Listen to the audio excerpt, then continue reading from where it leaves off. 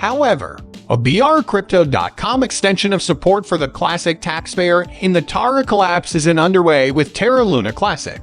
The Bitcoin market bailout in May 2022 may have been historic, but Terra the Classic, especially the bird, is on the horizon.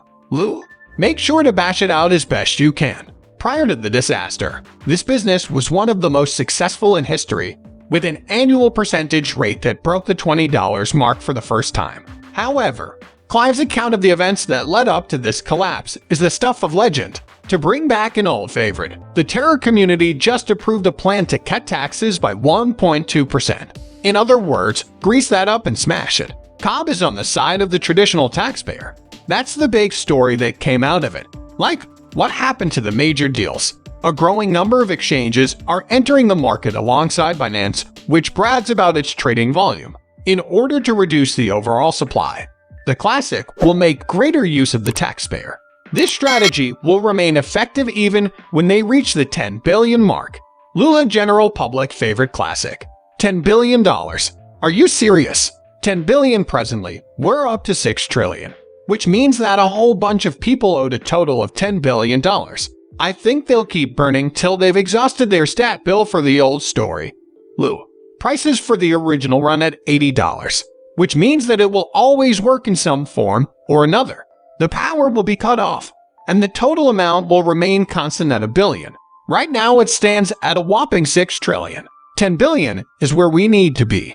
The question is, how do we do it? I doubt the supply will ever again reach $10 billion, but I believe it may reach $1 trillion at most. The ability to burn off $500 million every month is tremendous, so that's fantastic news. There is a possibility that the proposal's lifespan will be significantly shorter than expected. Depending on the types of deposits made by users, a 2% tax will be withheld from the total amount withdrawn by the classical network at the moment of withdrawal. Since the spot trading fees have not been depleted, the statement is correct, so that the taxpayer application may be processed without any hitches. Crypto.com is temporarily halting withdrawals and deposits. This is excellent news, and it offers us renewed optimism for the old favorite. There hasn't been a better exchange than this. This isn't some tiny 1.1 with 200 users. The enhanced capability will then reside with the users. This will expose the users in the community. It essentially says, hey, we're here, and we're giving you the authority to go out and burn the deposits ourselves. What I mean is that Binance might be birthing the spot trading fees, which is to say, what people purchase and sell to do the Classic and so on, and what they bet they're the Classic, to guarantee a smooth rollout of the tax. However, deposits and withdrawals are now being processed as usual. BRD until the upgrade to the network is finished. Crypto.com is unable to process any new deposits or withdrawals. Whenever the exchange determines that the network has stabilized after the update, it will allow deposits and withdrawals again, since the exchange will be receiving the deposits. They see this as further evidence that the work is stabilized since the upgrade. I'm psyched about Crypto.com because it's yet another exchange, and as I've said previously, once one exchange arrives, the rest of the major ones will follow suit. That is the primary reason behind it. People are getting together at these marketplaces and discussing how others are burning books and how they, too, must join in.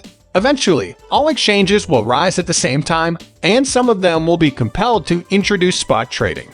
To those who are unfamiliar with the term, bar trading refers to the practice of buying and selling in the Classic, which also involves the burning of terrible Classic, something that many exchanges do, but others do not. Consequently, all of these users would otherwise go to, say, the exchanges that do actually burn spot trading.